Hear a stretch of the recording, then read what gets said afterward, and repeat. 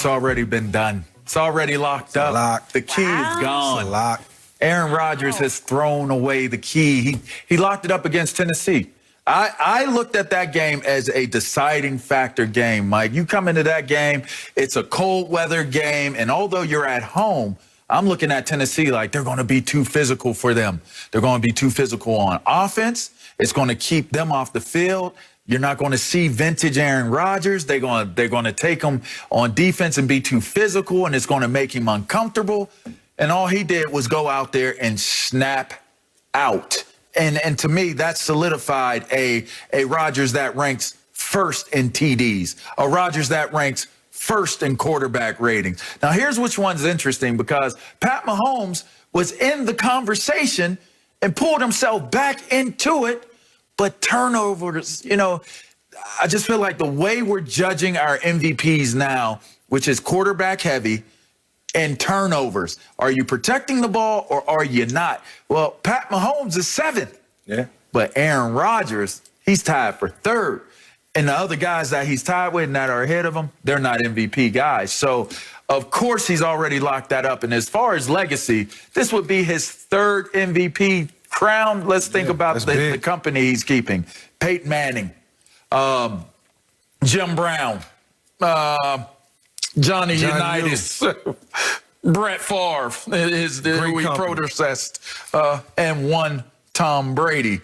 Those are goats of goats, and that's 1, 2, 3, 4, 5. So you would have to say that his legacy says he's a top 5 to 6 player of all time with that 3rd crown. Yeah, top 5 of all time, guaranteed. He probably even less than that. Greg, call your boy Aaron Rodgers and tell him it's locked up this weekend. Tell him I said congratulations.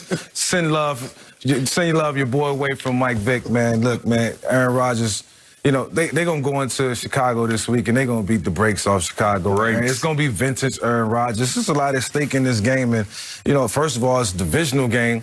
Greg, you know what it's like to play against Chicago Bears. You know how they get up for those games. And Aaron Rodgers with 44 touchdowns and 5 picks this year. The touchdown-interception ratio is always something that I've always hung my hat on. And it means that you're scoring more touchdowns and keeping the ball away from the defense. And Aaron has done a great job of that. And when you do that, you win at least 70% of your games. So, Aaron has done a phenomenal job. Got to give credit to Matt LaFleur and, Aaron Jones and every guy, Devontae Adams, everybody who's made a contribution to this team and their success this year. But it all started with Aaron Rodgers, and I think most importantly, the ability to do it with the 1st-round pick behind you on the sideline, ready to replace you. I feel like Devontae Adams is probably the best receiver that he's ever had to throw the ball to, including I'm messing with you, G. Hey, G, we'll let G touch on that. Nah, I'm messing with you. You the man, G. One of the greatest Packers of all time. Yeah. G, you got the floor. Yeah, go ahead, G. I'm messing with you. Look, what will it mean for Aaron Rodgers? It would mean a lot. He obviously wants it. He's been in pursuit of it. He's outwardly spoken about it. Something that we haven't heard him do over the course of his career is speak about an individual accomplishment. But I believe the reason why he understands the magnitude of this is because it helps his team. It is what it is. It's the most valuable player. And when you look at what he's been able to do with less, I'm not saying Patrick Mahomes isn't a special player. He will always be in the MVP conversation. Hopefully we don't take him for granted because of his skill set. But Aaron Rodgers has done more with less than any quarterback, arguably, in his tenure with this Green Bay Packer team. And so every single year, if you take him away, we're not even talking about the Green Bay Packers. They're not in playoff discussion, and that's what an MVP player is. Now, as far as his legacy, I believe he wants the Lombardi trophies. He wants to add to that one that he already does have. When you think about the Green Bay, Brett Favre, who he took over for, Brett Favre got the Green Bay Packers to 2. He won 1, but he at least appeared in 2. Aaron Rodgers is seeking that more than the individual MVP conversations and the MVP trophies and awards.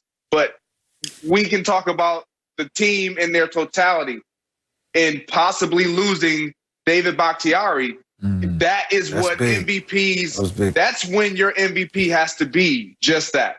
He has to be special. Because if he doesn't have that guy on his blind side protecting him, we know Aaron Rodgers is one of one that could really eliminate that from being an issue moving forward. And Mike, I will bounce back on you on this. You said that the Green Bay Packers are going to destroy the Bears. And don't get me wrong, I understand where you're coming from, but I disagree. This Chicago Bears team is looking pretty good, and Mitchell Trubisky is playing a different style of game. I'm not saying that they win, but I like what I see out of the Chicago Bears. And this weekend, it has no bearings on the MVP conversation because of what Patrick Mahomes has not done over the last few weeks.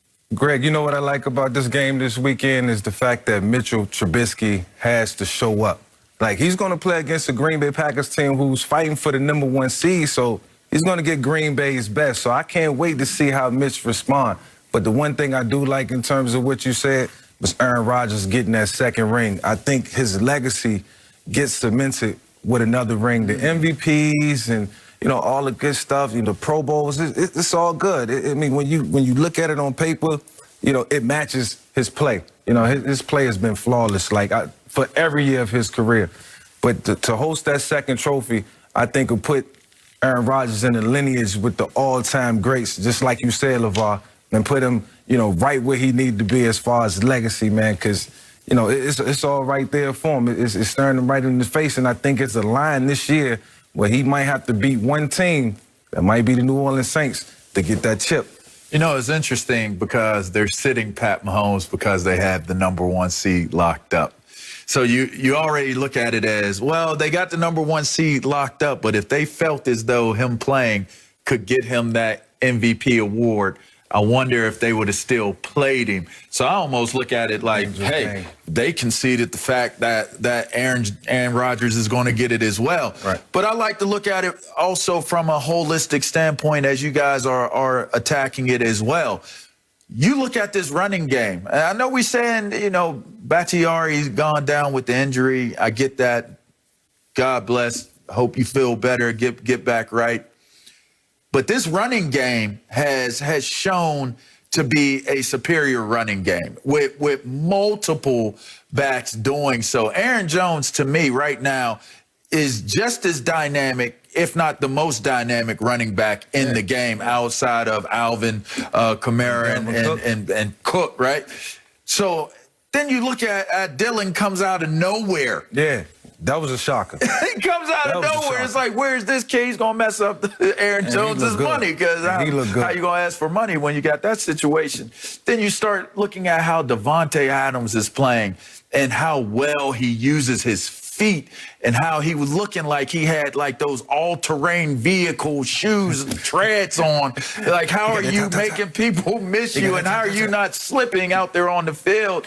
I'm looking at this supporting cast of Aaron Rodgers and I'm saying to myself, it's pretty scary going into this last week of the season with them because what's taking place right now is you're seeing a level of arrogance and confidence. And I call this type of arrogance, it's like superiority arrogance. It's not the kind that you look and you don't like them and it's like, I hope they lose. You're looking at the arrogance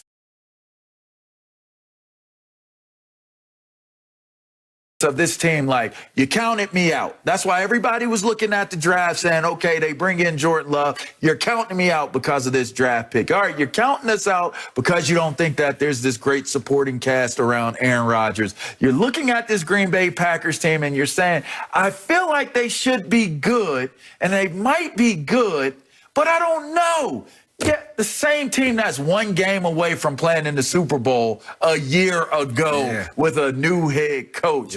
I tell you what, I'm looking at the confidence level of these guys, the supporting cast of these guys, and I'm excited about how dangerous this team looks, but ultimately how much it plays a part and why Aaron Rodgers has so much success on his way to his third MVP crown. Yeah, G, what do you think this team has to do to get over the hump? I mean, I know this your former squad, and I know you got a lot of love for them, but if you can pinpoint one thing, what would it be?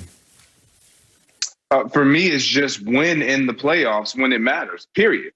Like they've checked every box. Regular season, last year they go 13-3. They take their show on the road and get beat by a superior 49ers team and really beat up physically. Yeah. And so LeVar, you talked about it right out the gate. We all thought this past week, that the Titans were going to brutally, physically outduel the Green Bay Packers, and they didn't. And now that they didn't, it's like, oh my